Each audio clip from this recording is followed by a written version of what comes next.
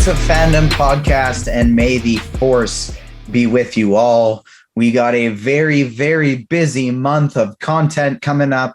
We're recording this May the 30th, tomorrow, May 31st, the last day of May, and June is a wild, wild content month. And so we are excited to bring you some of the best coverage by the fans, for Marvel, Star Wars, DC, and all kinds of fandom coming up. I am TJ Zwarich, your host, and I'm joined as always by my co-host, Garrett Blaney. Garrett, how are you doing today?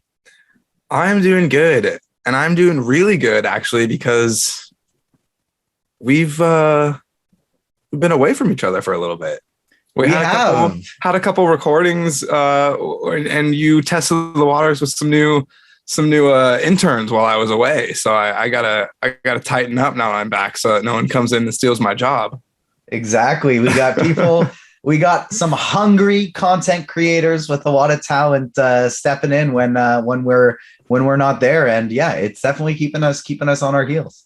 We have an absolutely talented team to pick us up when we're down, so that's something that we are eternally grateful for every day. And thank you to Layla and Jaden and everyone who stepped in while I was gone. You were incredible. But now I'm back, and we got some stuff to talk about. We got lots of stuff to talk about, and full disclosure, keeping open behind the curtain for everybody. We're going to try and keep things short today. I'm tired. I'm exhausted. This is my third stream of the day, so we're looking to keep it brief and talk some Star Wars news, a little Ms. Marvel, a little Obi-Wan, and then get out of here quick. But before we do that, I was lucky enough to thank you to Disney and Hulu. I got a screener for a movie called Fire Island. I'm going to be writing a review for it coming tomorrow, or I guess today as the viewers are listening to it, coming to agentsoffandom.com. It was a really fun movie. It's basically a queer parody on Pride and Prejudice. It's a rom-com of a group of friends that head over to Fire Island to party, and it was really great. Like there were so many, like there was a lot of the jokes and a lot of the sentimental parts that didn't connect with me personally, but they weren't supposed to. Like they were it's a show, it was like a show created by queer people with a fully queer cast. I don't think there's a single straight person in the entire show. So from a representation standpoint, it was really cool with what they did. And it was really enjoyable start to finish. It was a story of being comfortable with your queerness. It was being a story about racism in not only the queer community, but just in general against the Asian culture. And on top of it all, it was Pride and Prejudice and a story about friends and connections and love. And there was so many parts that resonated with me too, just because like one of the main parts is essentially the one friend is makes it his mission to get his other friend in a, I'll say, love connection for our younger viewers, the whole trip. And it's like, I've been on enough trips with groups of friends where somebody decides to make it their mission for one other person to like, all I care about is that you are going to have a good time this weekend. And it was, that part really resonated because I've been around a lot of those things, and it was a really good movie. It was funny start to finish, and it's coming to Disney Plus for us international folks, us Canadians, people in the UK, and it's coming to Hulu for the Americans on June 3rd. So check that one out because it was a lot of fun. Yeah, I'm a Bo and Yang fan, so I'll check it out. I had a bunch of New York friends in college, so I knew what Fire Island was back then, and so I kind of knew what you were in store for going into it. And I saw a trailer for it, and I was like, damn, this does look pretty funny. So I'm glad it was funny. We'll have to check it out. And I can't wait to read your review up on agentsofandom.com tomorrow. I will say it's definitely not for our younger audience. There is quite a bit of nudity, quite a bit of sex talk, that you see on the screen. So I wouldn't recommend it for our younger audience, but for the older ones, it was a very good movie and I recommend it. The other thing I'm hoping to get a screener for on May 31st that a lot of our colleagues have seen already. We're hoping to all get it here tomorrow at Agents of Fandom is Ms. Marvel, coming out to the public June 8th, I want to say. Is June 8th the Wednesday? Yeah, I believe it is Wednesday. Yeah. June 8th. So that's coming about 10 days, in 9 days, week and a half. So the early reactions are all pretty positive. Like, I don't think I've seen a negative review. The closest I've seen to a negative review is maybe not for me, but it was still a lot of fun. And Iman Vellani was amazing as Kamala Khan. That seems to be the ringing endorsement, is that one, a lot of fun. Two, Iman Vellani is just absolutely friggin' fantastic. I feel like this is pretty close to what we've expected, but other than just hoping that we're getting an early look here, has the early reactions surprised you or changed your expectations at all? I wouldn't say surprised or changed my expectations, but I was happy to see that it was, from what I saw, overwhelmingly positive, because if you've been listening to us and you know how I feel about this show, and you know that I want nothing more than for it to succeed. And I'm happy that they found someone who embodies this role so deeply, like a Robert Downey Jr. as Iron Man, Tony Stark. You love to see that, and I can't wait to see her grow in this role and be in the MCU for years to come. I'm very excited about this show. I just want our screeners. I want to be able to watch it. I want to use this like I used Moon Knight to learn more about Egyptian culture. I really want to learn more about Muslim and Pakistani culture through the show. And I've heard that they do a really good job of representing that. And so, yeah, I think hats off. I can't wait to watch it. My opinion hasn't really changed though. So if you've been listening to our past episodes, you know that that's already how I feel. Yeah. And this is one that I'm very excited for. And hopefully this time next week, when we release next week's episode of the podcast, we'll be able to give you our spoiler-free review ahead of our full in-depth breakdown after the episode comes out to the public. It's other than the Miss Marvel, though, it's been a pretty quiet Marvel news week, and I'm happy about that. We've seen our gore in the Thor: Love and Thunder trailer already. We could be patient. It's Star Wars time to shine right now. We're obviously going to be talking in depth about Kenobi right away. But with the Star Wars celebration this past weekend, there was a lot that went down. The people in attendance were treated to a Mandalorian season 3 trailer teaser, as well as a Ahsoka teaser. These were leaked online, and was the Ahsoka one leaked online? Yeah, it was. Did you see it? Yeah, I did. Oh, I hate myself. I missed it. I saw the Mando season 3. I didn't see the Ahsoka one, and now I'm very visibly frustrated. Well, I heard what it was. Yeah. And so, I don't want to go too in depth on the trailers, just because obviously Disney didn't want them released yet. And we want to stay in the good books. And we also know there's a lot of fans that don't like hearing leaked type things before they come out. So all I'll say on the matter is they were exciting. It's going to be awesome to go back to Mandalore, and Rebels fans are eating good. So that's all we're going to get on the matter. The other things they talked about at Star Wars Day, celebration is we got our guy Chop. Chopper was on the on stage, as well as a casting for Sabine Wren, and we're still waiting on some casting for people like Ezra Bridger, Harrison Dula, but we know they're coming. Are we though? There's rumors. There's not confirmed. There's not confirmed, but I don't know. I think there's a pretty Mena Massoud was like. And that's not who I'm talking about, actually. What were you talking about? I'm talking about who I think is, I think Hera. Who is it? I didn't see this, actually. Correct me if I'm wrong, but Elizabeth Mary Winstead was cast in Ahsoka as an unnamed role. Oh, and that's Back, going to be Hera. back when Natasha Yeah. was announced, back when there was a couple people that were announced, and I believe it was Thrawn, the actor who's playing Thrawn, was announced as well. No, that one's still not. That one's still in the dark. Okay, I think it was 3 that were announced, and those were the 2 of them, and we were like, which one's playing Sabine? Is the other one playing Barriss Offee? Mm-hmm. I think that she's Hera. Like when I heard that Hera, showed up in the trailer, I was like, it's got to be Winstead. Very cool. What are your thoughts on that? I like it. I think that's great. A lot of sense. Yeah. I think it makes a lot of sense, and I think it's great as well.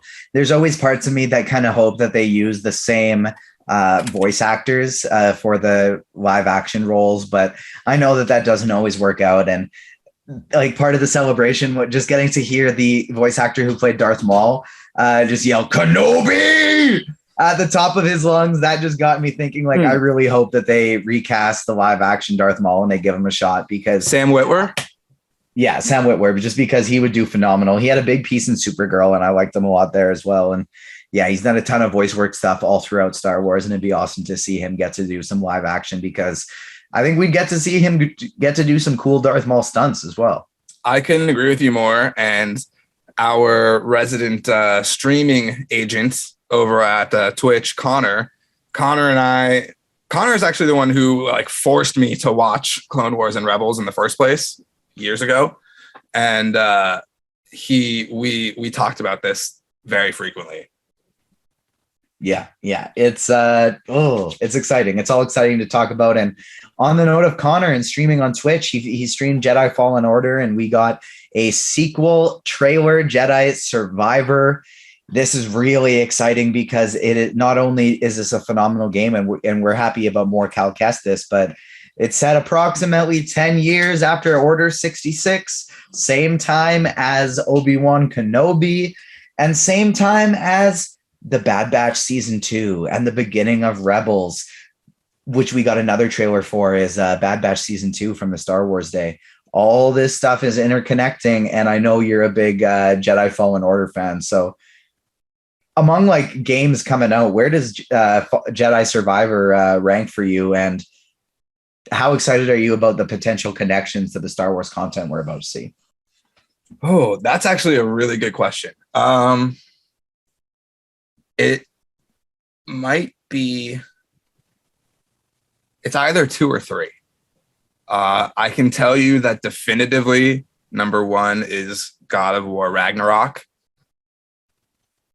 because I'm not even going to get into it. I could talk for hours and hours and hours, but either number 2 is Fallen Order, Jedi Fallen Order, Survivor. And then maybe like Gotham Knights or like the Suicide Squad game would probably be number 3 or 4. Gotham Knights was high on my list until I saw the trailer and like early footage for it. I didn't watch it. I heard there was drama, but I didn't watch it. So I don't know. The early footage just looked really bad. But again, it is early footage. I think for me, it's at worst 5, but it also could be 1. So it's at worst 5. Okay, I'm gonna need to hear this list. Spider-Man 3. Okay. Midnight I forgot Suns. about that. I forgot about that. That's gonna be on my list. Spider-Man 3, Midnight Suns, Wolverine. Yeah. Oh, damn, I forgot about all of those. There's some Marvel stuff coming. Yeah. And then I think it's probably 4, but I'd maybe even have it ahead of a couple of those Marvel games. But the other one that rounds out my top 5 is Witcher 4. Is that announced? Is that a thing that's happening? Or is that a speculative thing? It's confirmed it's in development, not any type of when it's going to be coming out or anything. Okay. And so with that, with the success of the show and how much of like the games do have like a big cult following as well. So I think with how well the show has done kind of like commercially, I think that'll help the game release for the 4th one as well.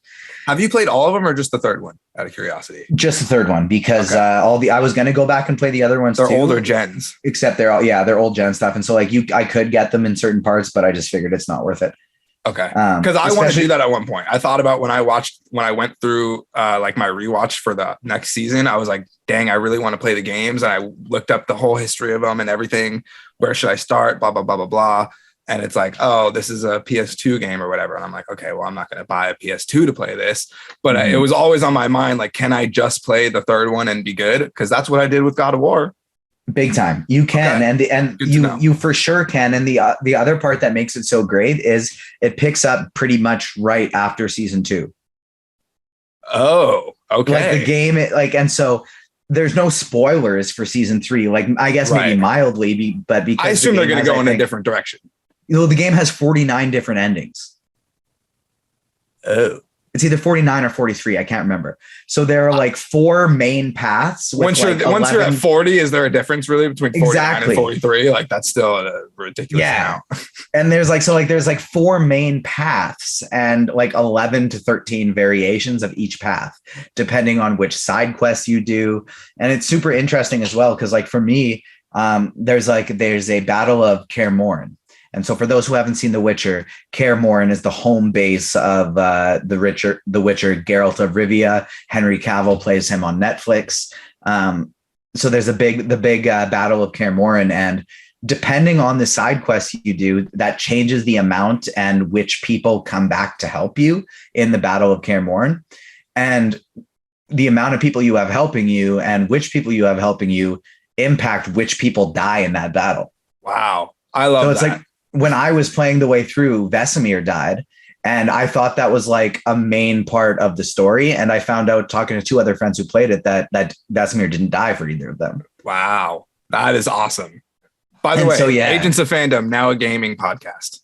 Absolutely, it's a bit of both. We cover everything. Yeah, but I think this is by far the longest gaming stint we've ever done. I love it. By the way, I love it. But to get us back on track, what I'm hoping for is. Slight Obi-Wan spoilers here. If you haven't seen the episodes, go back and watch them and then come back and listen. But at the end of episode 2, we see Obi-Wan and Leia go off to the planet that Kumail Nanjiani's character sends them to. I'm hoping that the people there that are going to help him are some kind of like link to Cal Kestis. That's my hope and how we bring Cal Kestis in, how we bring in survivors to the narrative. Like there's a line there. I think that we can walk it. I hope they do. We'll see. Agreed. And I was going to ask you more questions about that, but we're going to save that at the end. For just in the next year and a half, the next 18 months, this is what, as long as there's no delays, this is what is going to be coming out for Star Wars content. And this is the order. Obi-Wan Kenobi, Andor, Lego Star Wars Summer Vacation, The Bad Batch Season 2, Tales of the Jedi, The Mandalorian. What's up? Oh, sorry, you're counting. The Mandalorian Season 3, Young Jedi Adventures, Star Wars Visions, Ahsoka, The Acolyte, Skeleton Crew, Star Wars Jedi Survivor, Taika Waititi's untitled Star Wars movie, Rogue Squadron, A Droid Story. Oh, sorry. It ends with Rogue Squadron. Still on the list of things to come out that don't have dates for. A Droid Story, Lando, Knights of the Old Republic, Star Wars Eclipse, Kevin Feige's untitled speculative Star Wars movie. That's 19. And John Watts is going to be having something too. Yeah, Skeleton Crew. Oh, that is Skeleton Crew. Correct. Wow. That is an exciting slate right there. Disney and Plus, for sure 2 seasons of Andor. Yep. Because they announced that. Disney Plus is it's the place to be. It's the place to be. But Absolutely. Without further ado, if you have not seen the episode of Obi-Wan Kenobi, it is now your time. The first 2 episodes. It is now time to press pause on the podcast and go watch it. But I doubt there's going to be any of you that's the case of, because we're recording this a bit later than usual. There's a new episode coming out in a couple days, but that's okay. We're ready to dive into it now. I loved it. I know you didn't necessarily feel that way. I didn't. Give me your thoughts. Yeah. So I didn't hate it. I want to start off by saying that. And I was always and I was always worried about this project. And I don't remember how much I talked about it on the podcast, but I'm sure that we've talked about it before. And I believe Ethan said it last time he was on. When you're telling the story that's fit so nicely into this box where we already know the beginning, we already know the ending, and we even know a little bit in the middle based on other projects that have come out, there's a lot to play with, and it's going to be really hard to not step on any toes. And I feel, and I'm not one to like, I didn't want this to be bad. I didn't want this to fail. I wanted this to succeed. And I didn't go into it like I'm going to pick out plot holes, because I genuinely wanted to enjoy this experience.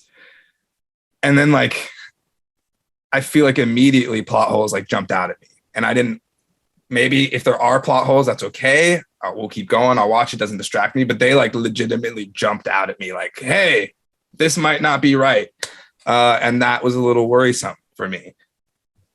I enjoyed, the acting. I don't hate the writing. I'm a fan, overall. I just think that there may have been other stories that could have been easier to tell. Well, on the bright side, there's 20 of them in the next 2 years that are still going to be told. And I do think like a lot of it in terms of why, in terms of surrounding Obi-Wan Kenobi, though. I get what you're saying. My bad. I was about to go on a tangent, then I realized halfway before I started it that it would not have been relevant. Look at us improving on our early podcasting days. You love to see it. But and so we'll go through each of the qualms, each of the potential plot holes, but we're going to mostly talk about the first two episodes lumped together a bit as a group. So I think the order that I want to go about it is talk about our main cast and the performances. Number 2, talk about our potential issues. And number 3, talk about Easter eggs and theories. And that's kind of how I want to order this. First and foremost, it was phenomenal to see Ewan McGregor back as Obi-Wan Kenobi. He's got the voice down. I appreciated that I got to see the interview leading up to it that mentioned that he was really trying to channel some Alec McGuinness in his portrayal and more old Ben, not just Obi-Wan. Yeah. And you could see it. And I thought that was really great. You could see how he was broken, but wanting to be hopeful, but stopping himself from being hopeful. And you get to see classic Obi-Wan pop out every now and then, but then you see old Ben almost be what he's trying to put out. Like what shows how great of an actor Ewan McGregor is it doesn't look like Ewan McGregor trying to play old Ben Kenobi. It looks like Obi-Wan Kenobi trying to become old Ben Kenobi. And so it's fantastic. And I love to see it. And I'll get your thoughts on Ewan as well. But mostly what I want to get your thoughts on is young Leia, because I thought this young actress playing Leia was just absolutely phenomenal. Yeah, 100%. There's nothing I can say that disproves that. I was a fan of it. I think there was parts of it where like I can see how people were frustrated about her being annoying, but at the same time, it's a 10-year-old kid. But at the same time, you're trying to make this 10-year-old kid seem like they have the brain of like a 20-year-old adult. And then you're also doing some stuff that's very kid-like. So I get the like frustrations that some people have to an extent. Didn't bother me. Performance phenomenal. Not entirely stoked that we're even seeing this story, though, to be honest with you. Oh, see, this is I feel like really where our thoughts on the show differ, because I love that this story is being told so much. Like, to me, it makes the small scenes in A New Hope so much more exciting. She's looking at Luke the same way that young Leia is looking at Obi-Wan Kenobi going, "Who are you? I don't trust you. You're not a Jedi." And in New Hope, she's looking at Luke and going, "You're here to rescue me? Who are you? Why should I trust you?" And he goes, "Ben Kenobi sent me." And she goes, "Oh, Ben Kenobi?" And it just adds to me so much extra context of there's an extra reason why that name triggered so much trust, and there's a reason why Ben Kenobi was her only hope, because this wasn't her first time saving her. This wasn't her first time that she went to him, and I thought that was so awesome. I don't disagree with that, and I think that there's phenomenal parts to the story, but my biggest worry is that people knowing that she exists essentially it's like, how did Darth Vader not know all these years? And then when we find out the whole family ties in A New Hope, this makes it make less sense to me. I guess in no point in Star Wars canon though was Princess Leia ever not a public figure. Like, she always has been a public figure her whole life. Right. I'm not discounting that, but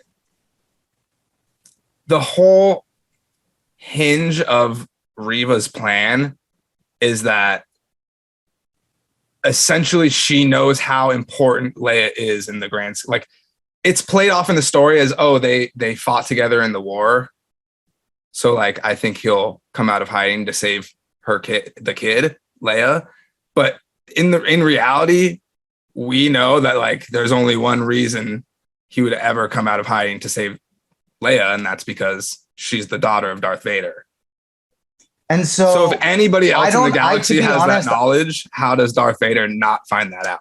I definitely don't think anybody else in the galaxy has that knowledge. So it's just a very massive coincidence that we're watching. And it doesn't, to me, seems like a massive coincidence at all, as much as this is the part of the story that we're picking up on and watching, because this is finally the plan that worked.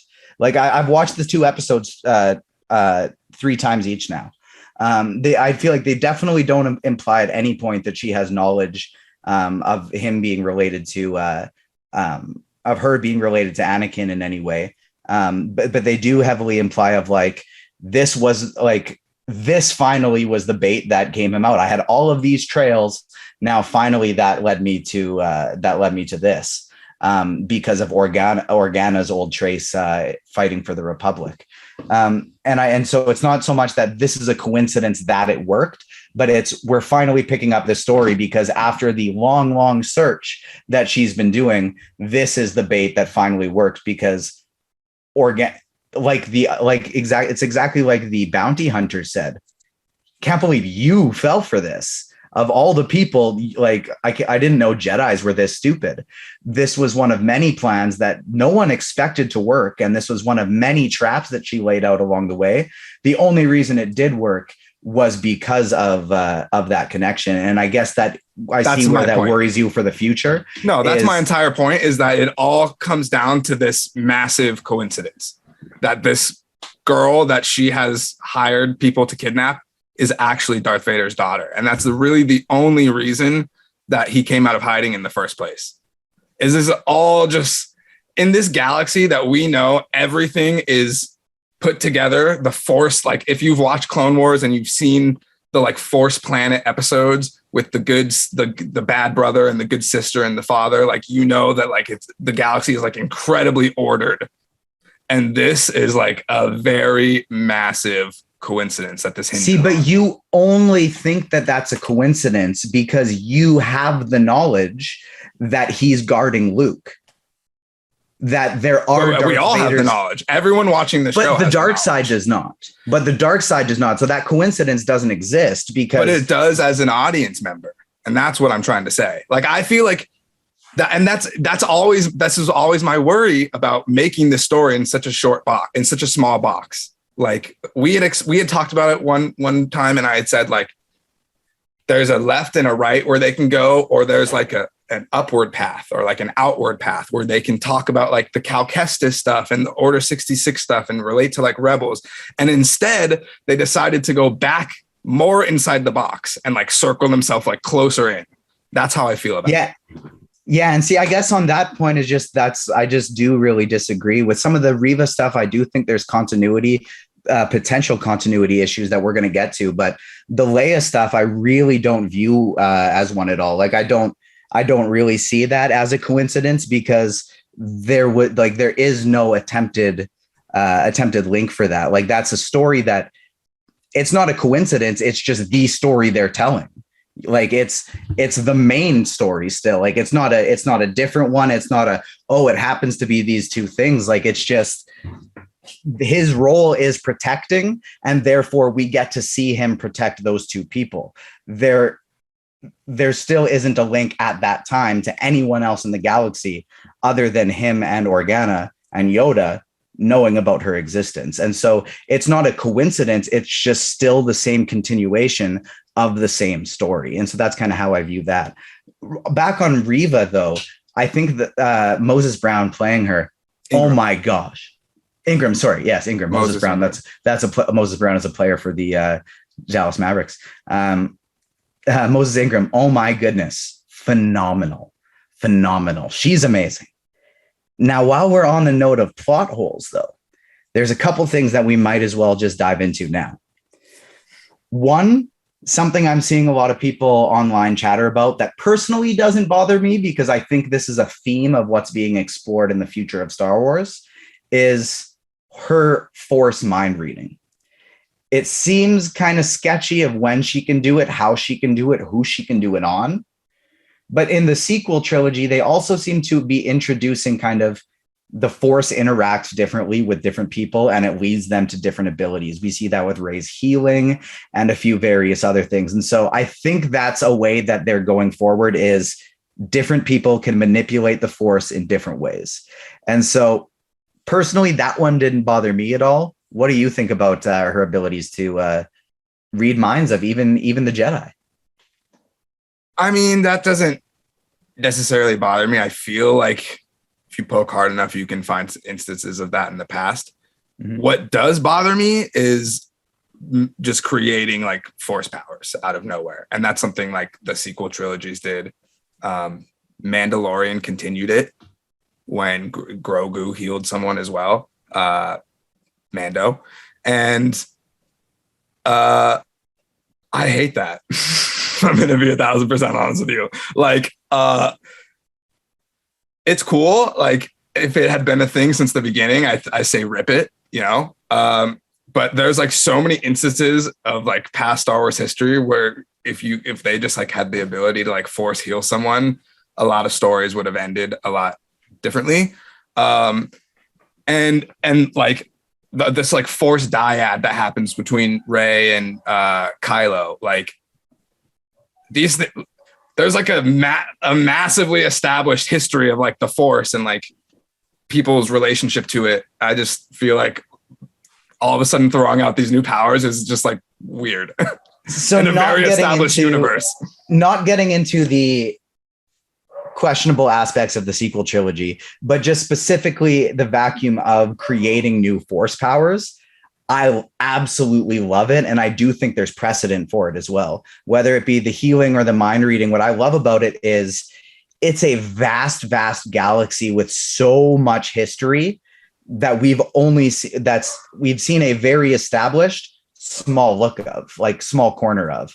And so I love the idea that as we get to know more people and learn more about the Force, and there's even been hints of things like Palpatine saying through Anakin so much, like, the Jedi have such a narrow view. Once you get to know the dark side, there are many more things that you can do.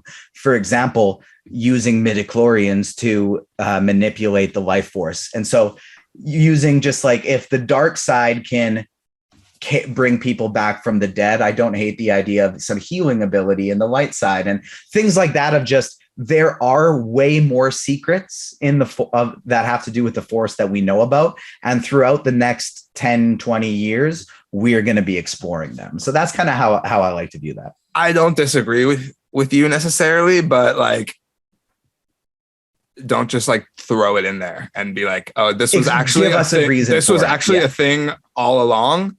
But you're just now seeing it because. Yeah. So that's like I hate that. I'm not saying like, I think it makes sense that they can Force heal people. Like it does, but Give us a better explanation. Give us a better, especially if you're going to do it 40 years down the Palpatine has returned. Yeah, that's exactly what they did with the, like, somehow Rey could use the Force to heal this monster and get out of this sticky situation because the plot needs to continue.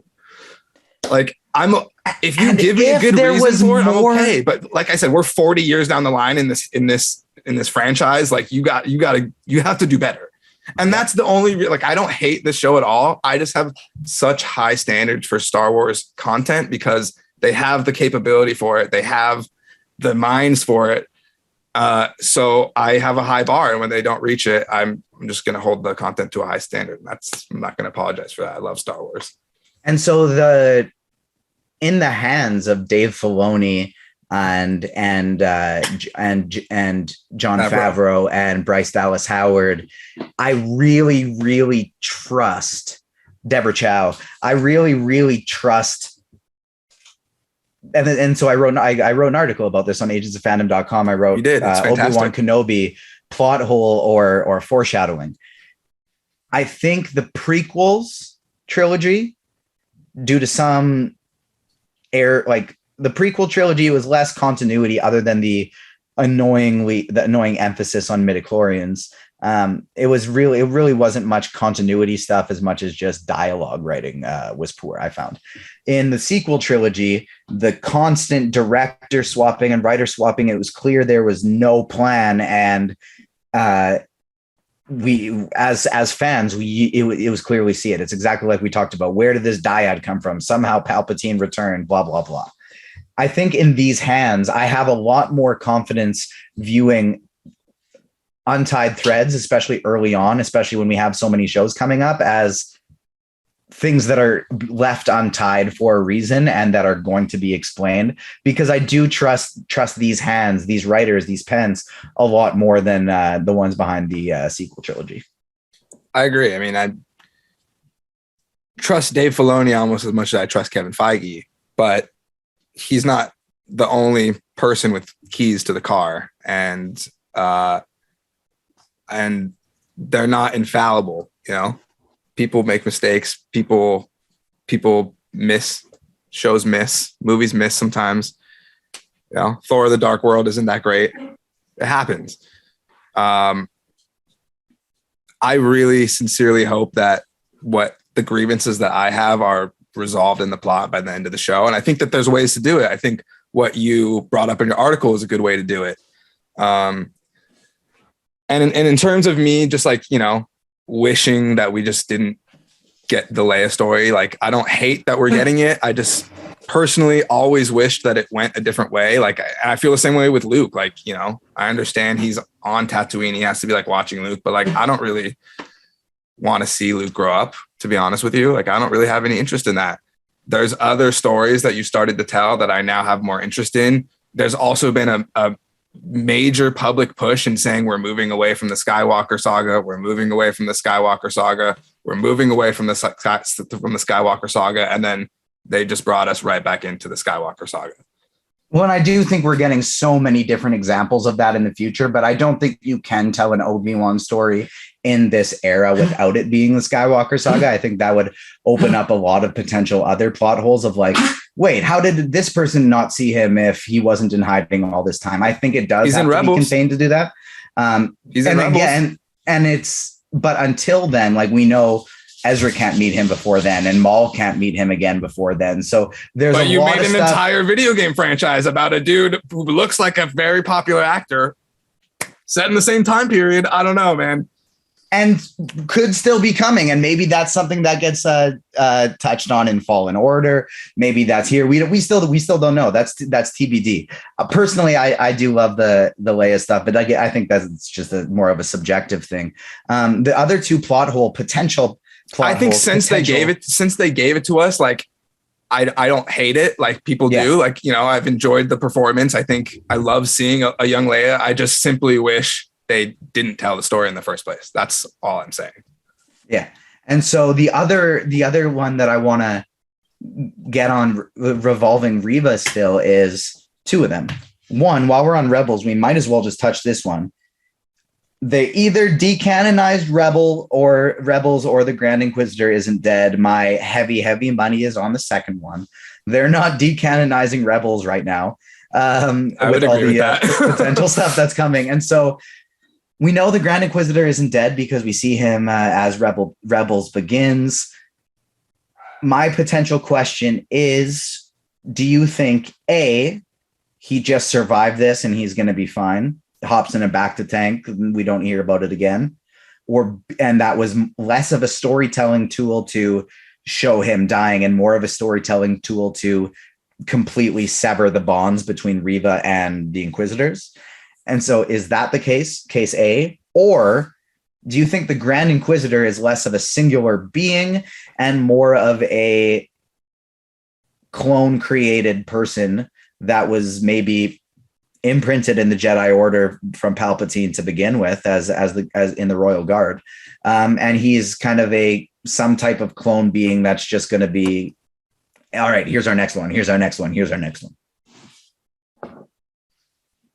I don't know, and I don't know if I love or option C, neither of the two. I don't know if I love either of those options, to be honest with you. Like I feel, I'm not in the writer's room, but I feel there's a way to do this, to do the scenario in A, which you described, without murdering someone who we all see get murdered later on in a pretty popular show in the canon. So I just don't, that's just a very, very odd decision to me. That one is my biggest. I can get behind all these other ones because I'm excited about the possibilities of where they could go. That one's like, I don't get it. You better have something good for me.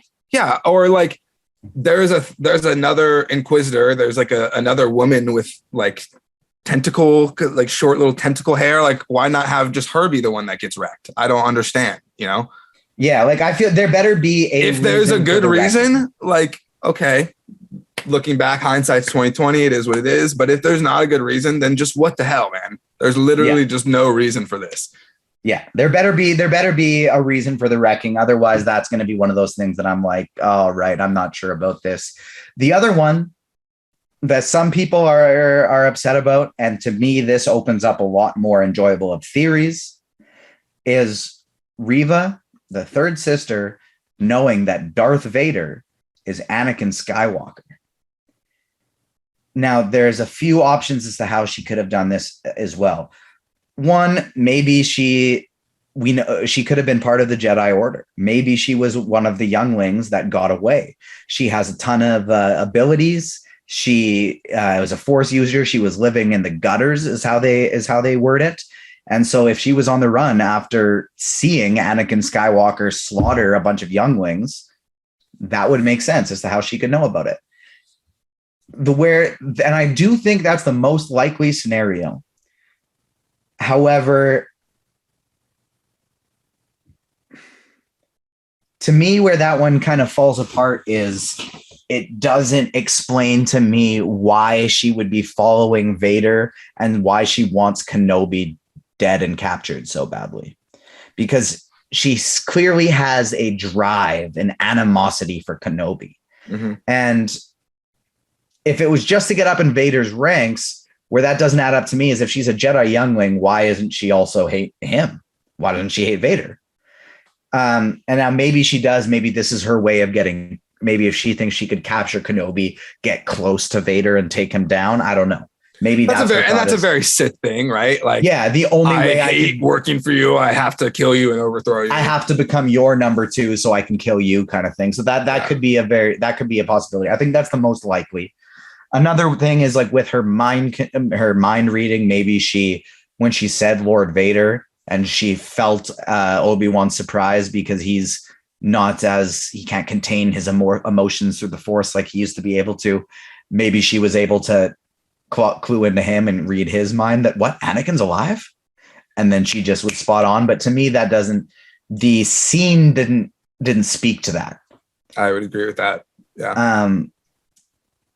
My big brain fun theory is that give it to the people, because I'm excited. But when I edited that article, I was like, oh sheesh, this is a banger. Like this might be my favorite theory of yours yet. And I really okay. hope that it's this is what ends up being the truth, because that will be a satisfying resolution to this issue, because this is an issue. So if this is the way that it happens, I'm going to be stoked. If not, I don't know how they're going to do it, but give it to the people. And it does seem like a connection that would make a lot of sense and weave things together. So we talked about the Bad Batch season 2. It's right around this time of Kenobi. Jedi Survivor, the sequel to Jedi Fallen Order. It's right around this time as well, 10 years after Order 66. What else was around 10 years after Order 66? Star Wars Solo, a Solo story. And to me, the thing that hasn't been explained yet is why Reva so badly wants Kenobi. To me, if the Inquisitors don't want it, Vader's not pushing for her to get it, why does she want it? It doesn't make sense. There's one person in the galaxy that has a singular hatred and drive to capture Kenobi, and that is Darth Maul. Kenobi! Now, we know we're not going to get Darth Maul, because that would break, or at least not them meeting, because that would break Rebels canon, because they meet again after a long time in Rebels. But we saw in Solo, we got our brief little Maul cameo, and the current on-the-ground leader of Crimson Dawn is our girl Emilia Clarke, Kira. If Darth Maul at this moment is behind Crimson Dawn, which we know he is, it would, and there's one of the few people in the galaxy that know Darth Vader's true person, who knows who he is, his true identity is Darth Maul. It's Darth Maul. It's Vader. It's Palpatine. It's Thrawn, because he figured it out himself and Vader decided not to kill him. It's Yoda, Obi-Wan, the Organas.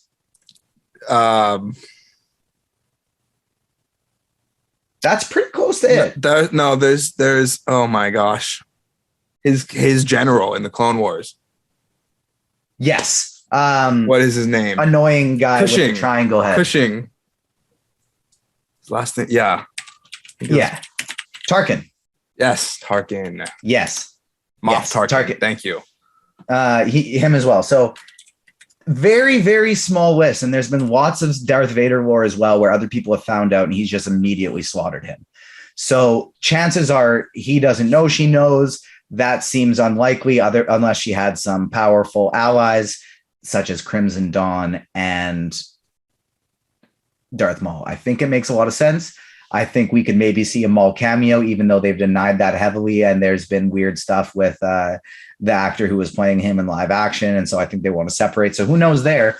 But I think it would make a lot of sense for us to get a Crimson Dawn connection and maybe even see Kira from Emilia Clarke. And I also think with just I think they're kind of Kevin Feigeing, Andrew Garfielding us a little bit in Star Wars. And I don't think we realize it, with just stuff like, we're going away from the Skywalker story. Bang, here's Leia. We're not going to be recasting original characters anymore. We found out we didn't need to, and Solo was a failure. Bang, just kidding. Here's a little girl Leia. I think we could be maybe even seeing something like, oh no, Darth Maul isn't in this. Bang, Darth Maul is in this type of lying type of agenda strategy from them. The next note is who could show up, whether it's Darth Maul, whether it's Kira. One of the coolest Easter egg cameos that we saw was a clone trooper, and Tamara Morrison playing a trooper with a beard, just struggling. And Obi-Wan, you can see him feeling sad about it and chucking him the credit. We've kind of gone through the story beats. We've gone through the acting performances and a lot of the other stuff, like the looks of the characters we talked about in our primers and stuff like that. So we've talked about the important beats. Now I want to know, let's theorize. We got Maul, we got Kira on our list. Talk to me about Cal Kestis and who else you think could potentially show up in this series. I had not thought of this until we saw that veteran clone trooper, but could we see a Commander Cody? a similar situation where he's tossed out. He's not a stormtrooper. He's not one of the, and I love that part of Bad Batch too, where we see how the Empire is like, how do we phase out these clone troopers? And they start to hire on some like mercenaries and stuff.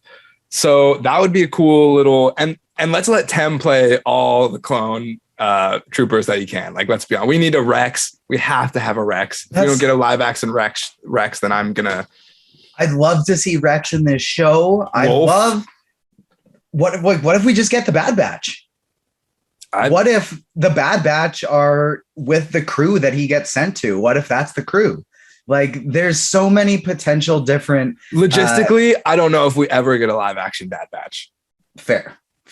With with Tem having to be like Hunter, Wrecker, Echo. Like, there's a lot. I feel like especially Hunter would be a tough one, just because like a Hunter's so like suave and young still, like in the Bad Batch, and like with the long like mullet like hair, and then Wrecker is just like this massive like, I don't know.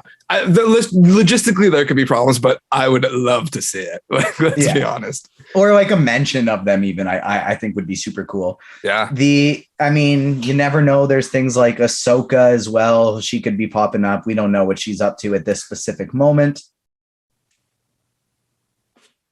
No, never mind. That's the wrong time frame. Okay. And the last one that I think is a near certainty. Qui-Gon Jinn would be Qui-Gon Jinn from as a spirit, as a Force ghost. Like, that's happening. That is, I would be so wildly surprised if that's not happening. Yeah. Especially just after like just watching Revenge of the Sith and the way that ends, and Yoda telling him that Qui-Gon has learned to talk from the spirit world. And then he's sitting there like trying to talk to Qui-Gon the whole time. He's for sure coming. That's without a doubt. Yeah, if he doesn't, then they teased the crap out of us in that first, because he like stops multiple times to be like, Master, hello. Yeah. I need some help, dude. Like, when you're stuck in a video game and like you need the hint button, that's we got that multiple times. So if they don't give us a Qui-Gon, I'm going to be disappointed. And I think that the odds are incredibly high, seeing as Tales of the Jedi was announced this week. A short series following some Jedi from the Clone Wars era, and young Qui-Gon was confirmed to be one of those, with Liam Neeson returning to voice, as well as his son going to voice young Qui-Gon. So that's some really exciting news, and I think that plays nicely for a Qui-Gon cameo by the time this series ends. Yeah, I agree. It's so exciting. Like, say what you want about the prequel trilogy, say what you want about the Phantom Menace, but the Qui-Gon Obi-Wan stuff is just top tier Star Wars. And it's going to be very exciting to see them back at it. And also, I would like to say too, that the episodes of Clone Wars that are towards the very end, towards when Revenge of the Sith happens in the timeline, and Yoda actually goes out to learn how to commune with Force ghosts, those episodes are crazy. I think that's when you find out that no, never mind. That's in Rebels. But yeah, those scenes are great. And so I hope that we get some kind of trippy Force, like acid trip, kind of like Yoda went, because he had to go through like some trials. He had to like, I can't remember exactly what they were, but he had to like pass some trials before they like granted him the wisdom. So I hope we get to see some of that. That would be really cool. Big time. I agree with you there. And if you haven't watched Clone Wars, if you haven't watched Rebels, now I'm saying if you're going to pick one right now, watch Rebels. It's truly some of the very best Star Wars content you could ever ask for. I'm in my third rewatch right now, and I just started it the day before yesterday, and I'm still loving it, and just getting to see the Grand Inquisitor again in action. I'm picking pieces apart, trying to make theories, make connections. It's a lot of fun, and yeah, just absolutely do it, because there's going to be an Ezra Bridger coming to live action someday soon, and when it happens, you're gonna want to know the backstory. So get into some Rebels. And this isn't, I don't think this is actually that hot of a take, because there's only been 3 live action Star Wars shows so far, even though we know there's a lot more coming. But This is the best first 2 episodes of any Star Wars show yet. It's better than the first 2 of Mando, and it's better than the first 2 of Boba Fett.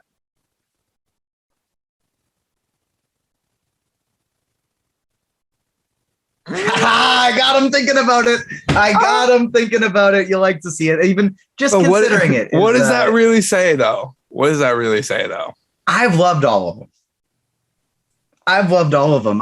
Each and every one has been something I've been excited to watch the second they come out and the second I have time to, and I haven't regretted it after. So I'm very excited for what we have coming in live action. I was a little disappointed with animation.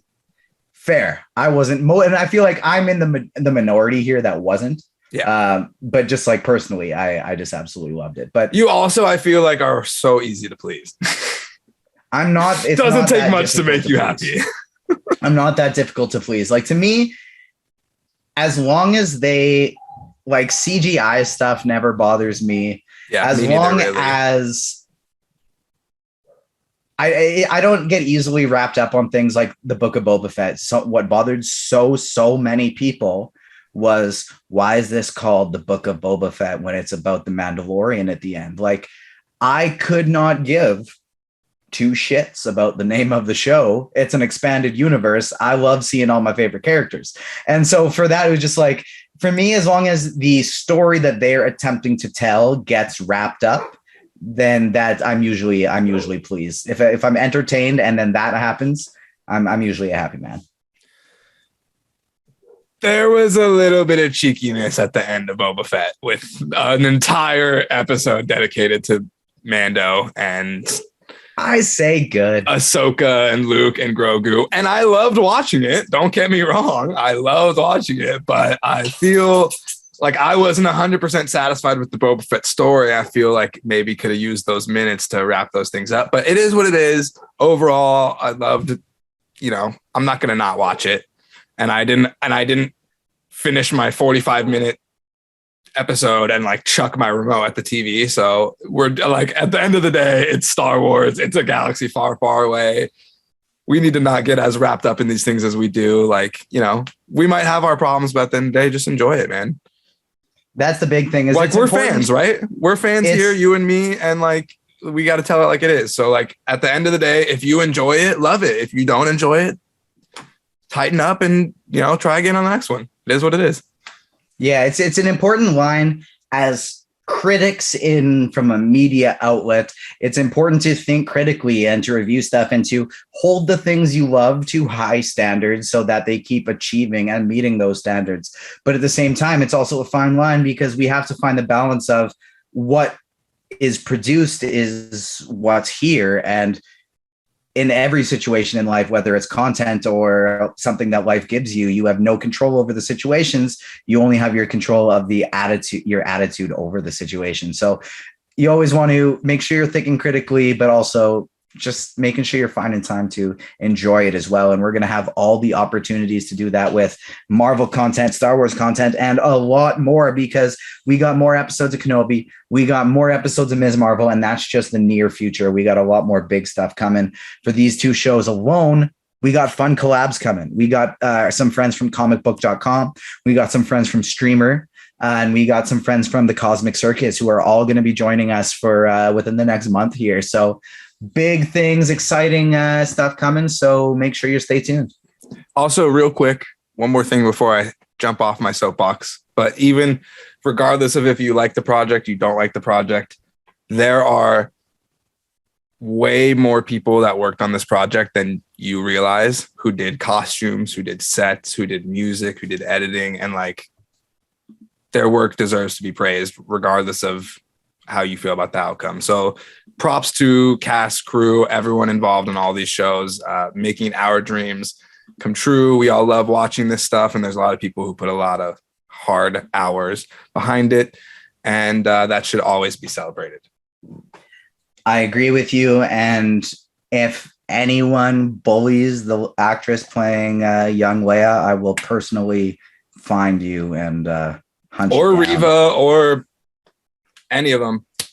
But especially the people who are going after people like America Chavez and Leia Organa, like, to leave our kids alone. Leave our kids alone. Don't touch my young Luke or young Leia. Leave my Ms. Marvel and my America Chavez be. Uh, leave my kids alone. Leave my kids alone. Yeah. But on that note, if you're watching this on YouTube, make sure you hit the like button to help us out there. It's the only way. And the subscribe button. And the subscribe button. We're going to be bringing you some more live shows on Twitch coming soon. And follow us on all the socials. Agents of Fandom on TikTok, Facebook, Instagram, all the places. At Agents Fandom on Twitter. If you're one of our people who have won a recent giveaway, good news. It's in the mail. It should be coming to you any day now. Thank you so much for participating, and we got a lot more fun ones coming. Garrett, is there anything else from you before we get out of here? Yeah. There's a pretty cool graphic that our producer Ruben made on our Twitter, featuring Gore the God Butcher on an American Psycho poster. It's great. Got the knife, got the reflection, got the Gore face, and our producer is just wildly talented. He blows my mind with everything he puts out. So make sure you guys are followed up to all of our socials so you can stay tuned to any graphics he puts out. He is liable to throw out wallpapers for you guys randomly during the month on Wallpaper Wednesday. So check that out and make sure you're following him. It's Rapalda at It's Rapalda. That's it for me. That's great. So follow Ruben at It's Rapalda. Agents of Fandom on all the socials. Garrett at Real Slim Blaney on Twitter, at The Real Slim Blaney on Instagram. I remember that now. I got it locked in. You can find me at TJ_Zwerch5 on all of the socials. Thank you so much for listening to our episode today, and that'll do it for us. Peace. Peace.